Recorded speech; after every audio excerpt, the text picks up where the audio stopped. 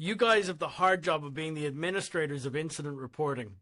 This course is going to step you through how to become that, all the settings, configurations, and how to run the account.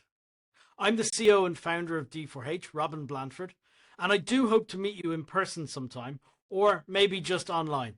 In the meantime, enjoy this course, settle in 2 ways, either skip ahead to any part you want to see, feel free to do that, or sit back and enjoy the course start to finish, and then maybe try some of the other ones. All right, enjoy.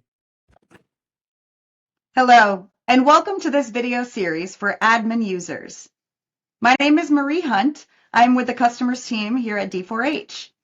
In this video, we're going to review how to add members to your D4H account, as well as how to send invitations to those users to grant them access to sign in. Let's get started. Once you're logged in to D4H, either access the planning dropdown and go to members, or click on the user icon at the top right-hand corner and select Access Control. Either one of these avenues will allow you to add members to your D4H account. To do so, simply click on Add Members at the top right.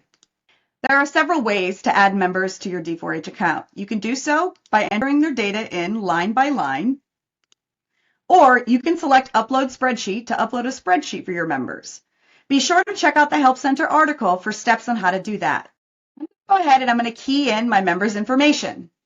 One thing to note is that this join date should reflect a date in the past that the member joined your organization. This is especially relevant if you're backdating adding activities to your D4H account.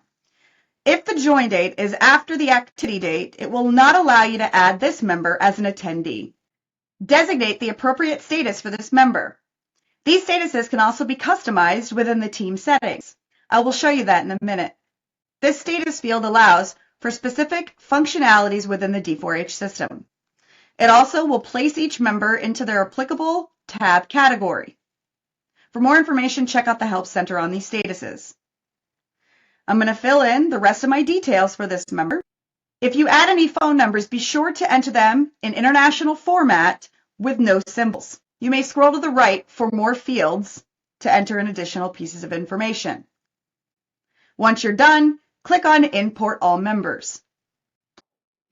One is adding your members.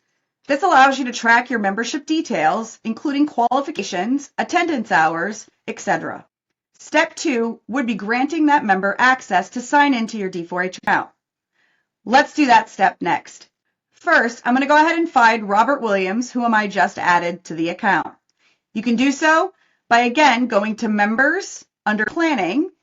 You can also go back to Access Control, or you can type in their name at the top and select their name. This is Robert Williams' profile. If I needed to update any details on his profile, I'd simply click on Update Details at the top right. To grant access, I'll click on Manage Access. Next, I'm going to select the permission level that I wish to grant Robert. Permission levels are what allow the members to do specific functions within the D4H account. For more information on these permission levels, be sure to check out the Help Center article.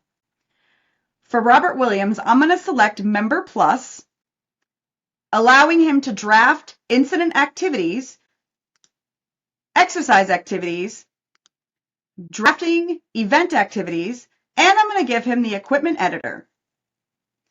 Once you're done, simply click on Send Invite at the bottom right-hand side. From the Access Control screen, you can see that Robert Williams has been sent an invitation to join the D4H account.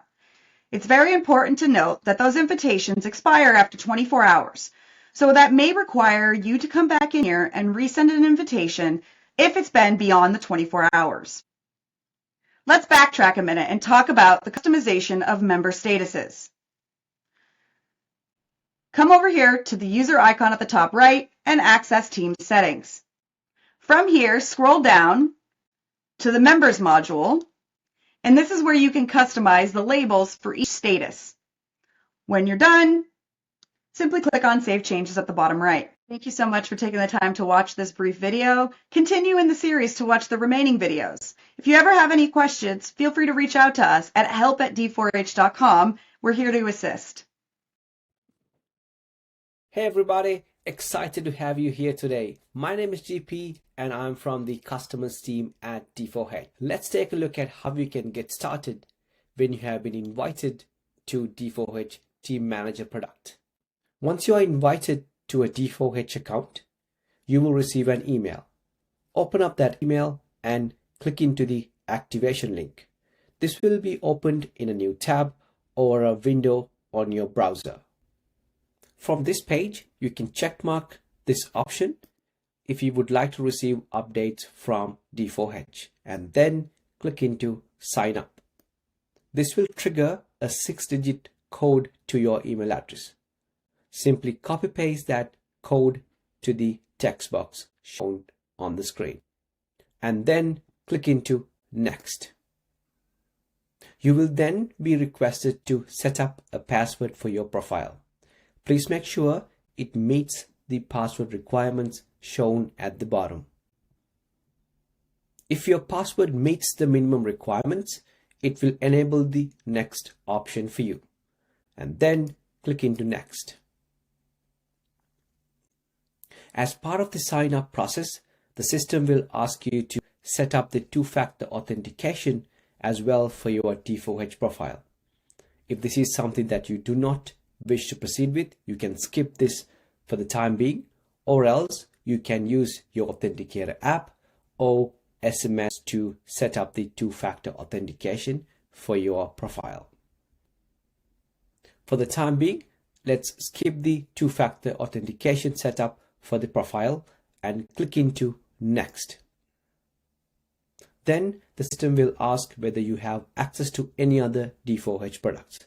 If this is the very first time that you're signing up for D4H, you can of course skip this step by clicking into the first option, which is the default option, or else if you have access to other products, you can simply select the second option and type in your email address. In this scenario, let's skip this step. Lastly, you'll be given a confirmation page and the D4H product name that you have access to. If you click into the hyperlink, it'll be the very first time you'll be entering your username and the password to sign into D4H Team Manager product. Once again, thank you so much for taking the time to look at the video. If you have any questions or feedback for us, please send to help@d4h.com. Bye-bye.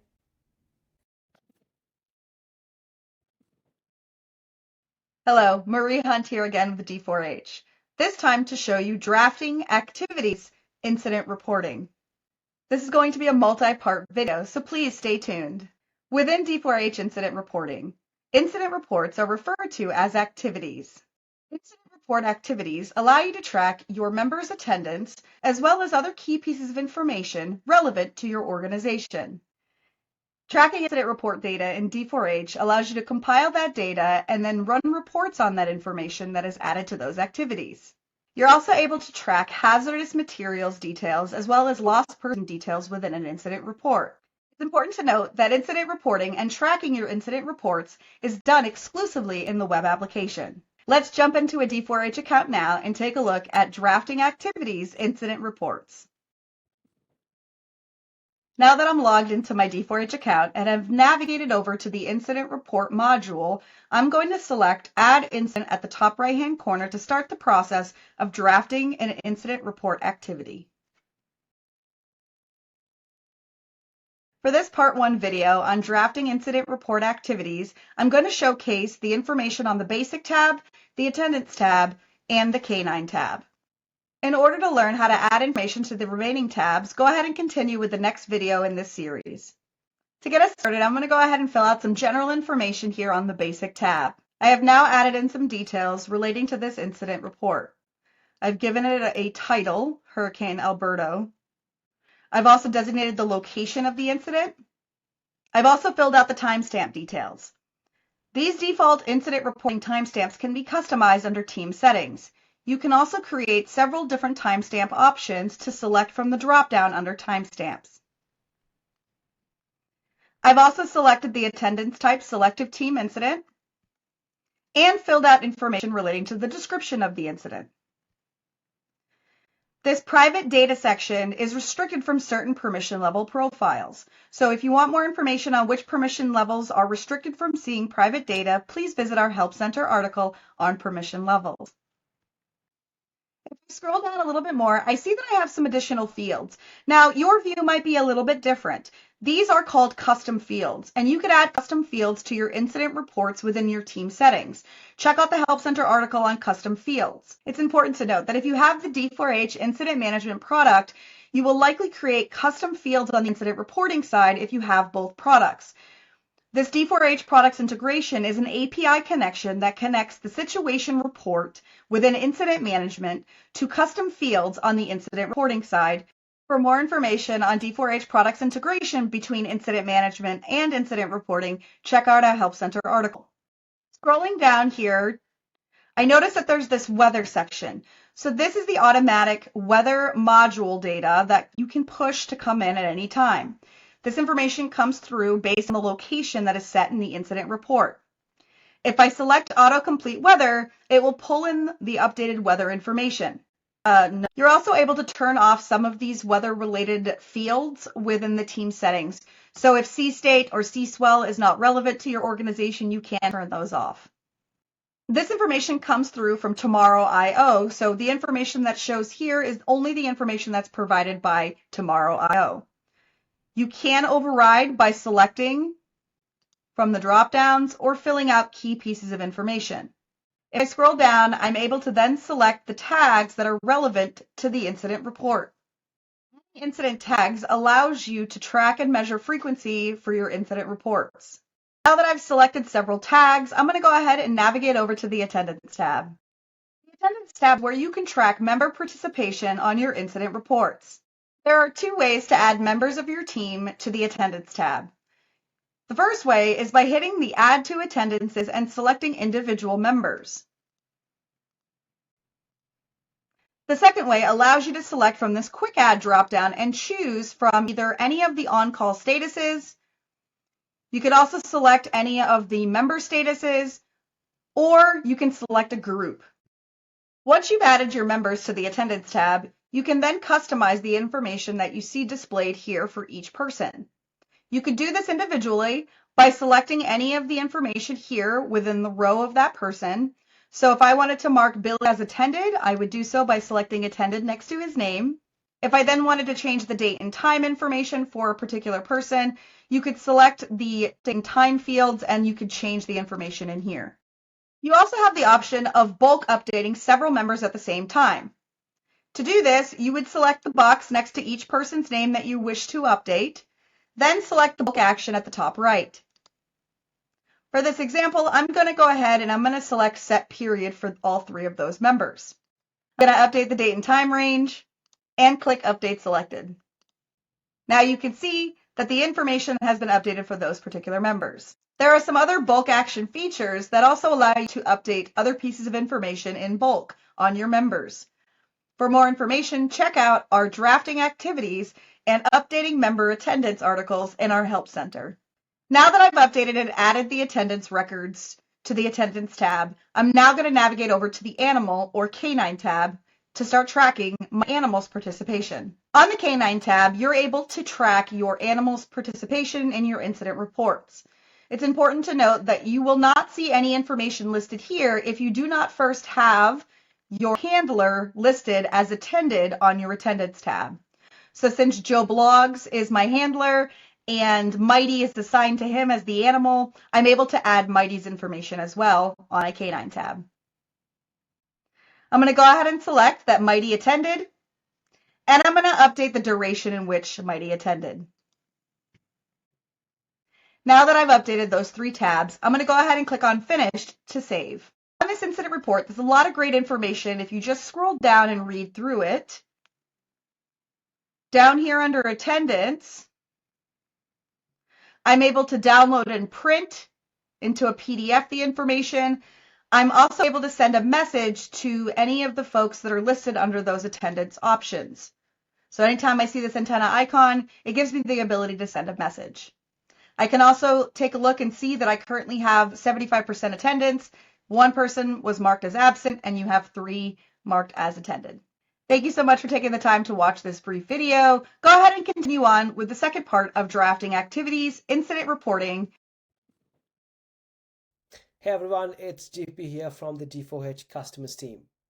Let's take a look at how we can add information to an incident report. Simply open the incident report on your screen and then click into Update Details. If you do not see this option, please reach out to your D4H account administrator who can set up the permission in your account.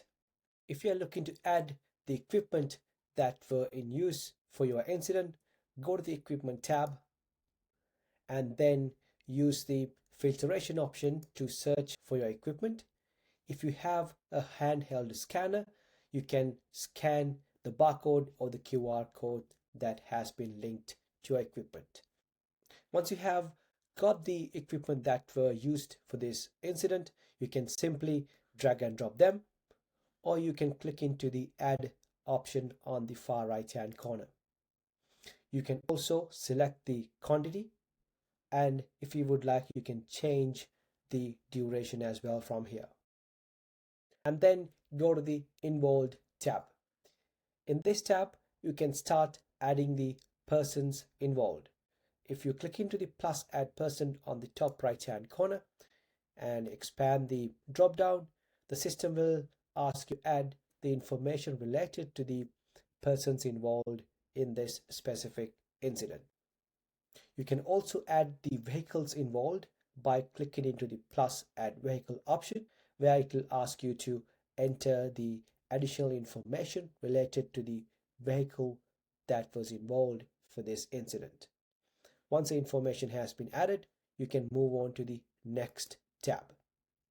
Please note that you may not see the hazmat tab on your incident view if this has not been enabled by your account admin. If that's the case, please make them a request and they can enable the hazmat module from their end. Then start adding the materials involved, samples, and air monitoring hazmat details to the incident report. Once the information has been added, you can simply move on to another tab or click into the Finished tab at the end and go over the information that was added to each and every field in your incident report. Thank you once again for taking the time to look at the video, and I'll see you on another video. Bye for now. Hello, and welcome to part 3 of drafting activities, incident reports. If you haven't watched part 1 and part 2, go ahead and watch them. They're right before this video. To get us started, I went ahead and logged into my D4H account and opened up my incident report for Hurricane Alberto. To begin with updating my details on this Hurricane Roberto incident report, I'm going to select Update Details in the top right-hand corner. If you do not see Update Details in the top right-hand corner, it's likely due to your permission level, so please get with your D4H administrator to review.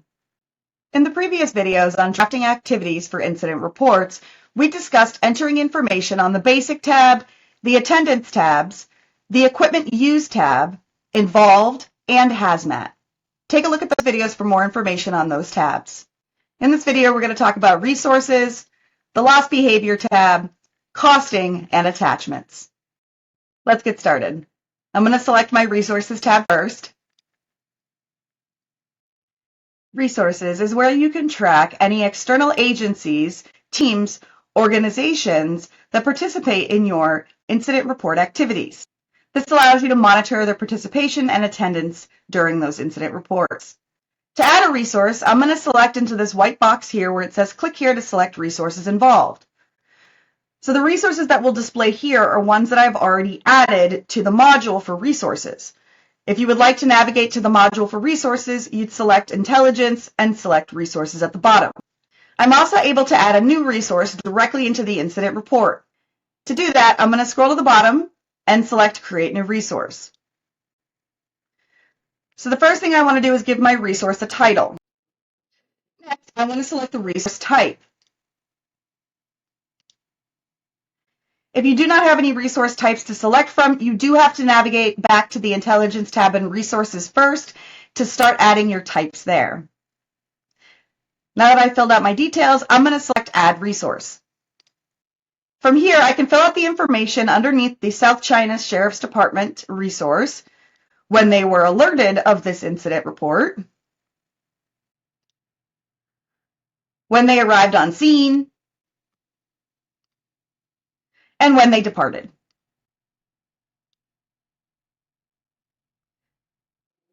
I'm also able to key in any other information that is relevant to this Sheriff's Department. Aside from tracking just the resource information, you also have the option to track individual personnel that are a part of this Sheriff's Department and their participation as well. Very similar to adding resources ahead of time, where you would go to Intelligence and add the resources under Resources. You can also add in your contacts for each resource underneath Planning and Address Book. In order to be able to add contact under Address Book, you first just need to make sure that the resource is there. However, you're also able to add a personnel directly into the incident report. So I'm going to scroll down and I'm going to select Create New. Key in the information for my personnel contact at the Sheriff's Department. For phone numbers, please make sure that they're in international formatting with no special characters. Now that I'm done, I'm going to select Add Personnel. And now I'm able to track the individual personnel's involvement. Continue to create new to add more personnel to this incident report. You also can set who the on-scene coordinator was once you've added your resource.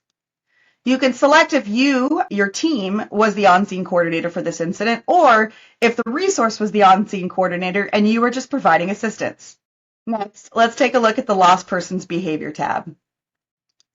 If you do not see this tab activated on your incident reports, please reach out to our help desk team and we can activate this for you.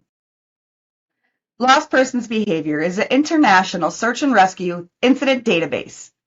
On this tab, you can fill out incident information and any subject information related to the lost person. With one single click, you can then export this data out and send it to the international database.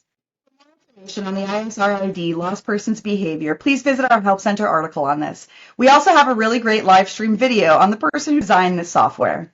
Next, let's go ahead and take a look at costing. The Costing tab is where you can track any costs associated with this incident report. Things like your members' attendance, any equipment tracked, and anything else that has a cost directly related to this incident report. To get started, I first need to make sure that my equipment that was used is added to my Equipment Use tab. I also need to make sure that my Attendance tab has been updated to Attended for the members that have attended this incident report. Next, I'm going to go ahead and select all of the pieces of equipment and members that attended so I can attach a costing to them. Now that I've selected everything that I want to track costing on, I'm going to go ahead and key in the cost information. Now that I've gone ahead and keyed in costing for all of my equipment as well as my members' attendance and some of the other details down here related to costing, I can see that this incident report cost my organization $1,133.74. For more information on what you can track for costing, check out the Help Center article. Finally, I'm going to go ahead and navigate over to my Attachments tab. Attachments is where I can upload any attachments, PDFs, images to my incident activity report. You have two privacy levels when it comes to attachments. Shared with Team gives access to anybody within your organization to view the attachment. If you select Private, this restricts access from certain permission levels, meaning only certain permissions will be able to review this attachment. Now that I'm finished keying in the information for this incident report, I'm going to go ahead and click on Finished. From this saved incident report, I can scroll down and I can see all of the relevant information related to my incident report. If I wanted to update details again, I could do so by simply clicking on Update Details at the top right-hand corner. Scrolling down to costing, this is where I could print a PDF or a spreadsheet of all of my costs related to this incident report. Once you have validated all the incident report information, the final step is to approve the report. If you do not see Approve Report, it's likely due to your permission level, so please check with your D4H administrator. Approving the report is a crucial step in tracking your incident reports. It locks the data in and allows you to generate charts, built-in reports, and custom reports under the Intelligence tab. You also have the option of duplicating any activity in D4H. What this allows you to do is duplicate the information or some of the information related to this activity into a second activity. Thank you so much for taking the time to watch this brief video. Continue on in the series or check out one of our other video series on our YouTube channel. Hey there, thanks for joining in for another video. In this video, we are going to show you how you can retrieve incident reports in your account. Head over to the Intelligence tab at the top and click into Reports. Please note that if you do not see the Reports option in this drop down, you will need to connect with your account administrator who can upgrade your access level. Once you're on this page, you will be able to access certain PDF reports such as annual reports, quarterly reports, etc. And you will also be able to see the custom reports that have been created in your account. If you were to click into the custom reports, they are going to be generating a CSV file in your downloads folder where you can open them using Excel or any other software that you are using. You can also click into the Charts tab on the top left-hand corner, and then you can click into these hyperlinks to view additional information or additional data related to your account. Please make sure you select the correct duration of the report, and accordingly the system will display charts on your screen. And on the far right hand corner, there are few other reporting options that are available for you, and if you were to click into any of these hyperlinks, the system will open up a new reporting page, and just like before, you can select the time duration and view the reports or charts related to that specific report. Hello, Marie Hunt here with the D4H Customers team. In this video, I'm going to show you how to set up automation for delivery of your custom reports, and we're going to take a look at some of your team settings. Within D4H, you have the ability to run custom reports. Once you've run these custom reports, you then have the ability to save them and set them up for automation for delivery.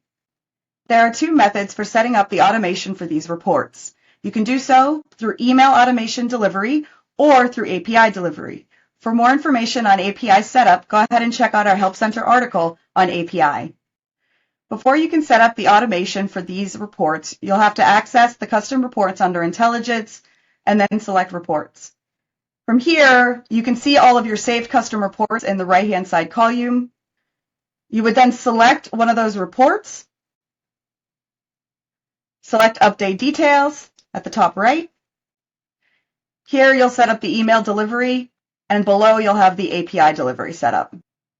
To set up the email delivery, you'll select Active, set up the reoccurrence. Under the Send Next, this is going to be when the next time the report will be automatically sent via email to you. Below, you'll select the recipients. Under this list is only going to display members on your team. You also have the ability to send it to external email, so these will be anybody who does not have access to your team. If you wish to send it to many external emails, go ahead and separate each email by commas. To ensure that the report is delivered even when there are no results, select Active here. And to attach a CSV file, go ahead and select Attach CSV file. At the bottom right, you'll select Save Details. If you don't have access to perform any of these actions, it's likely due to your permission level. Go ahead and reach out to your D4H administrator for assistance. Within your D4H Team Manager account, you have the ability to update settings as it relates to some of the functions within the modules of personnel and training, equipment management, and incident reporting.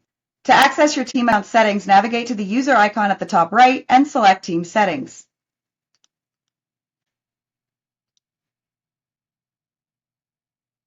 It's important to note that if some settings are restricted from your view, it's likely due to your permission level. So please reach out to your team's D4H administrator for more information.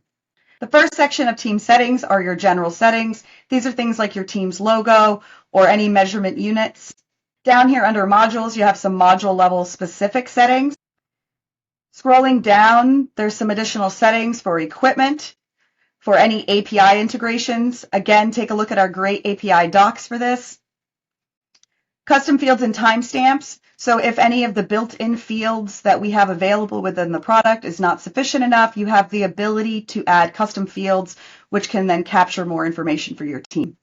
I want to highlight incidents specifically. So this is how you essentially integrate the incident management situation report to incident reporting, so that the information captured within the situation report, once it's filled out and then the incident channel is shut down in incident management, that data will come over here, which you then can review, update, and report on some of the specific information. It's important to note that if you are utilizing D4H incident management and you are syncing the information from the SITREP over to your incident report, any changes that you make to that situation report template, just make sure that you come back into the settings and the custom fields and timestamps for your incidents and ensure that the information is synced over properly. Down below, you have your maps, usage and logs, and other options. Thank you very much for watching the video series on incident reporting. Go ahead and take a look at some of our other video series for our other products on our YouTube channel.